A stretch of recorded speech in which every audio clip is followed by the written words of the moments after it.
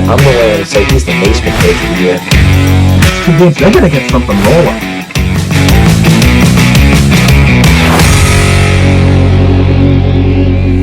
Welcome to the Sports Saga podcast presented by Aldias Electric. Hello, everyone, and welcome. I'm Keegan Hamblett, filling in for Brady Cotto as host today.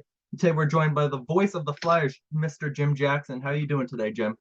Doing great, Keegan. How are you? I'm doing phenomenal, thank you. So we're going to phenomenal is good. That's outstanding. We're going to touch a little bit on your career, some of the work you do with the Flyers, and some people you've met on the way. So what started your career in broadcasting? What got you interested in it? As long as I can remember, I was a huge sports fan. So I grew up in upstate New York, not too far from Syracuse, about an hour from there. And I wanted to play sports. I think a lot of us do when we're really young. And I knew at a pretty early age I wasn't going to excel. So I wanted to find some other way in which to be able to be involved in sports. And it was actually my father who actually suggested it, but I had an idea that I wanted to. I was always talking about sports. I was into the stats. I was doing scrapbooks and all those kind of things as a young kid. So it was a pretty early age where I figured out I wanted to do this. And then growing up that close to Syracuse, you hear about Syracuse being such a great school for it. So my goal became to get into SU. And once that happened, you're around kids from all over the country and from New York City, and the motivation, the ambition level really rises quickly. And then I got out of school and had to find work, as everybody does. And I was able to find a job at a station in my hometown in Utica. And the Utica Devils soon thereafter became reality as the New Jersey Devils moved their American Hockey League team to Utica. And I was less than 2 years out of college, and I was doing AHL hockey. So I was very lucky and was able to do that for 6 years and then get the Flyers job and do 2 years of radio. Gene Hart retired. I followed him into the TV booth, and that's where I've been for the last 28 years. So do you think you working with the Utica AHL hockey team, do you think that helped you just prepare for doing hockey with the Flyers? Like, were you at all doing hockey broadcasting before that? Actually, it's pretty interesting. I went to Syracuse and did, of course, the sports they have, which the major sports are football, basketball, lacrosse. So I did those three sports there. And then I got out of college and went to this station in Utica, and I was kind of the second person there. I basically created my own position. It's a long story, but I went there and I basically told them, hey, can I hang around for a month at the station? And they let me. And I noticed on the weekends they didn't have a sports talk show. They during the week it was News Talk Sports, and then in the weekends, even though they carried a lot of sports, in and around the events that they carried, they ran top 40 music. And so I I think of it now and it's like, really, did I do that? But I mean, I was just out of college. I put together this written proposal for a weekend sports talk show around their sporting events that they carried, and they went for it. So they hired me, and I went noon to midnight, Saturday and Sunday. Bye-bye social life. But noon to midnight, Saturday and Sunday. Plus they gave me some hours during the week to get me to 40 hours. And I had a full-time job. So that's how I got my first full-time job. But that station carried mainly minor league baseball and minor league hockey. So I went from basketball and football primarily, a little lacrosse, but back to doing hockey and baseball. So I ended up having all four sports covered. I was doing them early in my life, in college and then right out of college. And so I did 1 year. The sports director eventually left about 6 months later, and I became the sports director. And I did 1 year of Utica College basketball when they were Division I, but I also did 1 year intermixed in there at the time it was ACHL hockey, the Atlantic Coast Hockey League, the Mohawk Valley Comets, and I have more stories from that 1 year than I probably have in all my years since. It was like Slapshot. It was pretty darn close to Slapshot. One interesting tidbit from that, we made it to the finals that year. It wasn't hard. There were 5 teams in the league to start the season. 1 team folded, so all 4 teams made the playoffs. And we won our first playoff round, got into the finals, and there we met the Virginia Lancers, coached by John Tortorella. He was the coach of the Virginia Lancers. This was 1986, 87. And that is when I got my first year of hockey. Then the Devils moved their team to Utica. AHL moved in. I did the 6 years that they existed. And there's no question that's what got me to the NHL. I mean, it's considered AAA basically for the NHL in terms of players and in a lot of ways for broadcasters too. So yeah, that was the stepping stone, no question about it. 1 year in the ACHL and then 6 in the AHL. And then really I was 30 years old and the Devils had announced they were leaving Utica to go to Albany. Yep. And I was working for the radio station, so they weren't taking me with them. And it really was crossroads time for me. I sent tapes to Anaheim and Florida. That was the year they entered the league in 1993. And I basically would have gotten one of those two and moved on if it weren't for the coach of the Devils, Robbie Fatorik, on the bus ride home after our playoff elimination. After having all the players come up and talk to him about what they're going to do for their summer routines, working out, all that. He got done a little early, so he called me over, even though I wasn't even working for the team. We were friends, and he says, "So what are you going to do?" And I said, "Well, I hear rumblings that the Devils are leaving." He goes, "Yeah," and I said, "So I got to really find something." And I've sent stuff to Florida and Miami, and he's like, "How about all the other teams?" And I said, "Well, when I hear of openings, I'll send stuff." He goes, "No, send it now, send it now." And I fought him on it for a little while, but I went back and I did it. Now, back then, it wasn't just like an email and putting a link in it. There was no internet back then. So it was going back, doing a full audio tape of my audition tape. And I had to do 22, 24 of them, however many teams there were then. Listen to myself over and over again. I was so sick of hearing myself by the time I got done with that, but I did it. I snail mailed all these packages out to all the NHL teams. I ended up being contacted by the Ducks and got the Mighty Ducks job. I was actually negotiating with the Mighty Ducks when Mark Piazza from the Flyers called me, and literally I had 2 offers all of a sudden, and I'd not a sniff for 6 years. And I ended up with 2 offers, chose this one. Of course, this was Eric Lindros Flyers. He was heading into his 2nd year. We knew they were going to win a cup before the Mighty Ducks of Anaheim were going to win a cup. Okay, I was wrong. But the bottom line is I do not regret the decision. It's been a great organization. I've loved every minute of being here. And it was pretty fun to get here, do 2 years of radio, and be able to watch Gene Hart as he was in his final years on television. And then when he retired, go over to TV. Yeah. So I've done some high school hockey announcing, and I'll tell you right now, it's not easy because it's very fast paced. So do you have like a style or a technique that when you're announcing you try to incorporate just to get the best out of it? I think it's probably, Keegan, a combination of the guys that I watched when I was young. I watched Dan Kelly.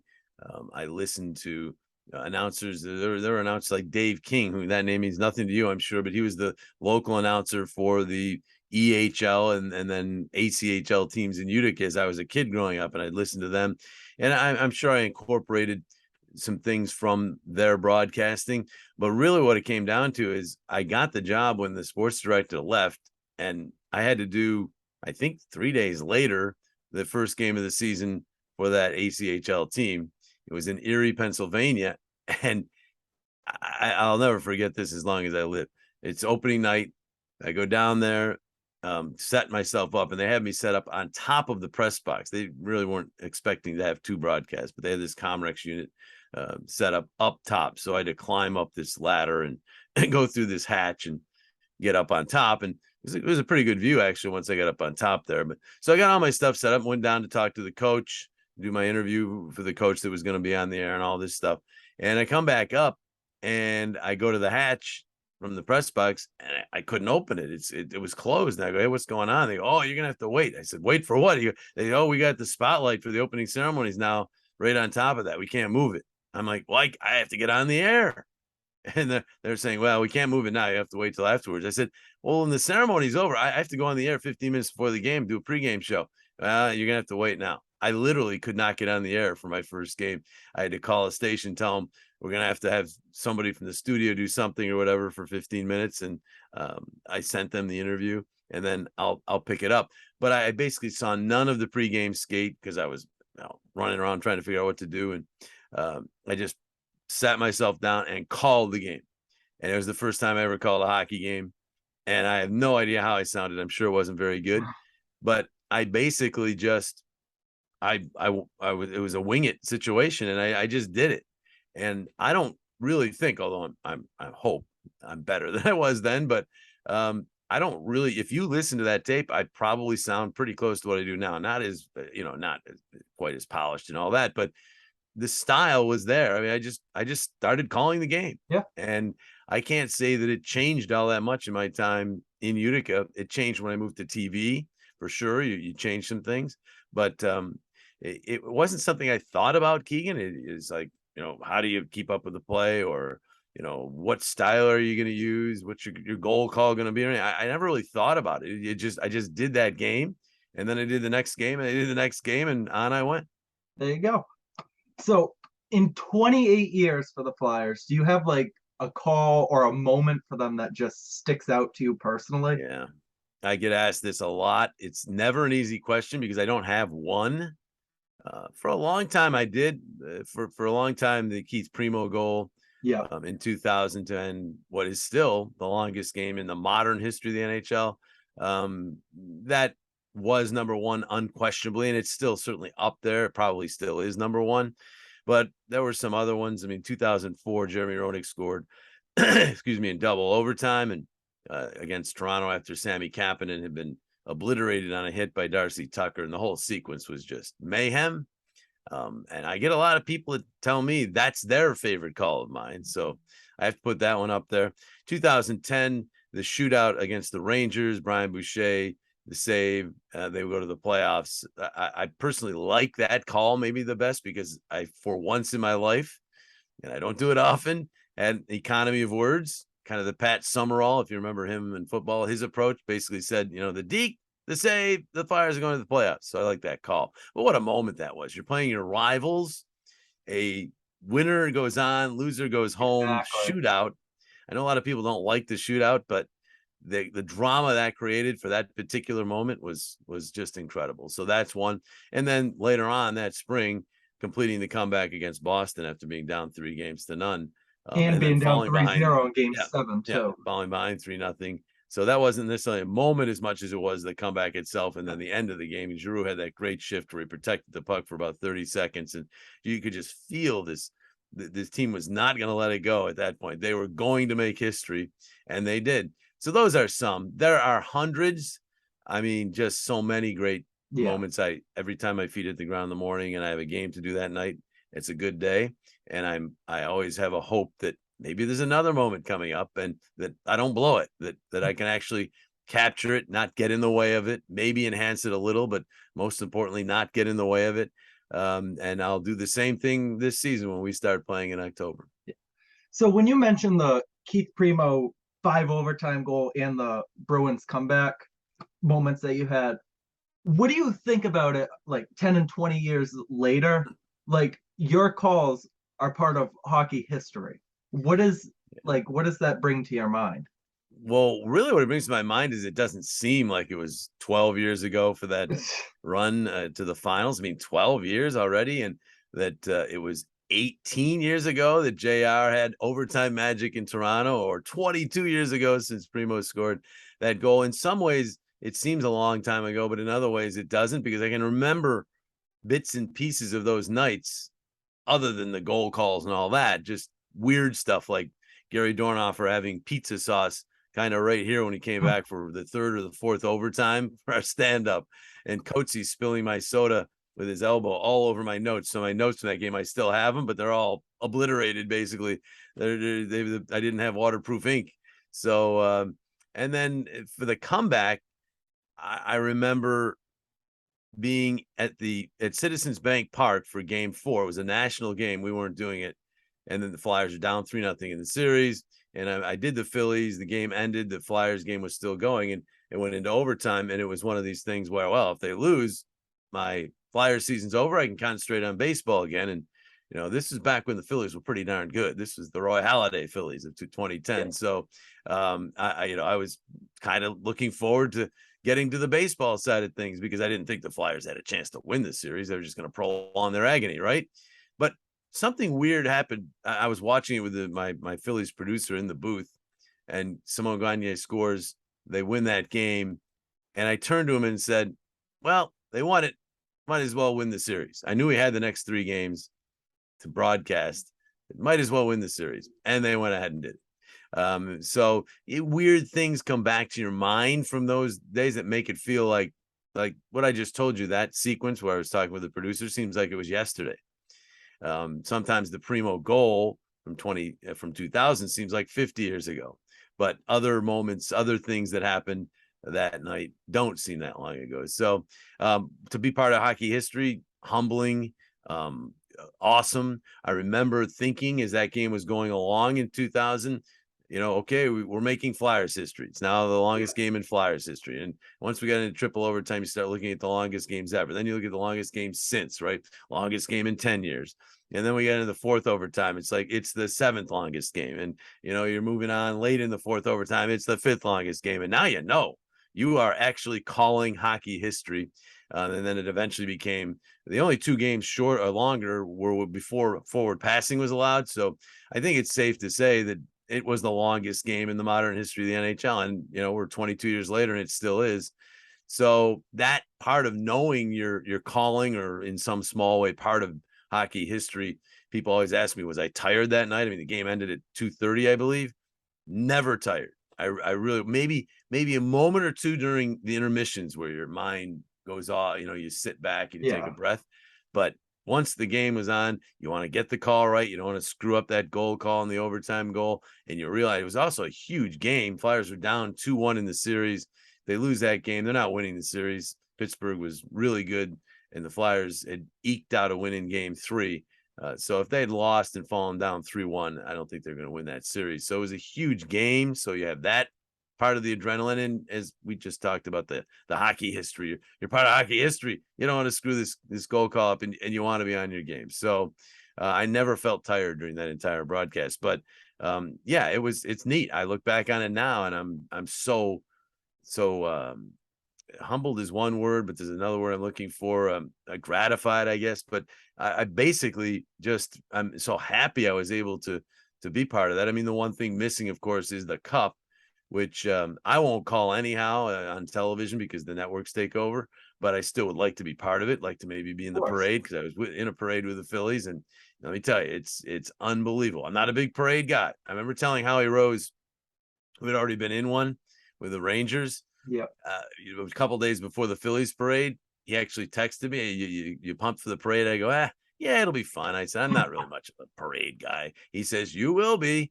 And he was so right. It was nothing like it, Keegan. I mean, hundreds, really millions, but at certain times, hundreds of thousands of people just cheering, and the love you felt and the love that they had for that team. And I was on a float, if you will, a truck with Harry Callis. So there was so much love coming Harry's way. And it was a day I'll never forget. So I love, before I'm done, or before I leave this earth, at least, to be part of a Flyers parade down Broad Street, because the one with the Phillies is a life highlight. Yeah. With your time with the Flyers, do you want to talk about like some of the connections you made, like just with other broadcasters that you've worked with? Well, I have a special affinity for the ones I was with in the AHL, and there's a lot of us. I mean, John Forsland, Joe Beninati, Dan Ruzanowski, we were all in the AHL almost the exact same time, and we're all still in the NHL. We almost got to the NHL. John got here first. Dan, I think, was a year after him. I was a year after Dan. Joe a year after me. We all got into the NHL right around the same time, and we're still broadcasting, 3 of us with the same teams. John, of course, went to Seattle, but still, we're in the NHL. John Kelly was also in the AHL the beginning of my run there. So those guys, I mean, I have a special feeling for, because we were in the AHL together, and we were wondering if we'd ever make it, and we did. And there were others. Mike Haynes made it from the AHL to the NHL. He was with Colorado for a long time. And Matt McConnell, some others. So those are the guys. But I mean, I love talking to all the broadcasters. I mean, Sam Rosen, when I was in college at Syracuse, my roommate Craig Minervini, who now does pre and post for the Marlins and Panthers down in South Florida, he had a great gift for imitating people, and it basically could have gone into comedy, I think, as an impersonator. and he had this unbelievable Marv Albert call. And he won this Marv Albert sound-alike contest for a radio station in New York. And the prize was to spend a Rangers Sabres game in the booth with Sam Rosen and Phil Esposito when they called it up in Buffalo, which worked for us. We were at Syracuse. So he grabbed me. He's my roommate. We went and we sat with Sam and Phil as college kids doing the game. And they took us out afterwards. We went out to Sinatra's, which was a legendary haunt in Buffalo for sports teams after their games. And, we're sitting there partying with the New York Rangers. It was bizarre. Well, here I am. I'm still a colleague of Sam Rosen's now 30, 40 years later, because Sam's still going strong and one of the classiest acts you're going to find, Hall of Famer. So obviously Sam, and he's just a peach of a guy. And, Jeff Rimmer's been in the league a long time. There aren't that many that have been in the league longer than me anymore. So I don't have as many of those, the guys that were around when I got here. It's more guys that I'm kind of saying hello to as they get to the league now. But those are some of the guys, but there's so many. I mean, Bob Miller, who retired in LA, was just outstanding. And Dave Strader, may he rest in peace, was just a great guy to be around. And of course, the GOAT is Doc, Mike Emmerich, who technically he's the reason I'm in Philadelphia. He was here. He left to go to New Jersey and also to do national work, which is why they moved Gene back to television, Gene Hart, and why I got the radio job. So, but Doc and I have remained in touch, and we pushed hard to get Bill Clement in the Hall of Fame this year to win the award, and Foster Hewitt Award, and he's going in November, so we're all happy about that. And Doc had a lot to do with that. So, it's there's a lot of people. There's also analysts. I could go into all the analysts too that I've had. I mean, Gary Dornhofer was such a great partner for me on television. Steve Coates, when I first got here in radio, and then again later on television. So much fun to be around. Keith Jones, Bill Clement. Now I'm working with Brian Boucher, Scott Hartnell. I mean, these are all just have been great people to work with. So been blessed with great analysts, and love working with all of them. All right. So maybe just as a closing thought is, how much longer do you want to keep doing this announcing? It's a sensitive question because for a long time, and probably right up until about the last year or two, I was one of those, they'll drag me out of the booth. They'll tell me when I'm done, and that'll be when I'm done, because I'm not going to retire.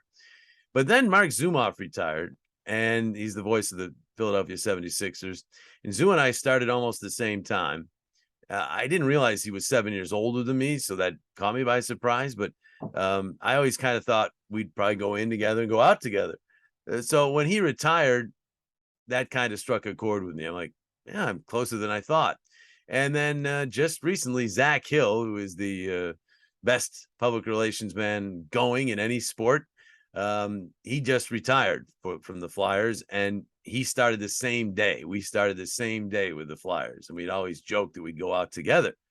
I can't. I've got 2 college educations I'm still paying off and other bills. So I can't retire for financial reasons right now with Zach, but I do realize that day is coming, and it's getting closer, and I didn't realize it. It's kind of snuck up on me. I don't feel like I'm 60 years old. I'm almost 60, and I don't feel that old, and I don't feel like I've been around that long, but I have. Facts are facts. Numbers are numbers. So I guess my new plan is to go for another 5 years, maybe 5 or 6, get to around 65, right about Zoo's age. And then I want to be able to still be active when I retire, so I can travel and do things that I want to do.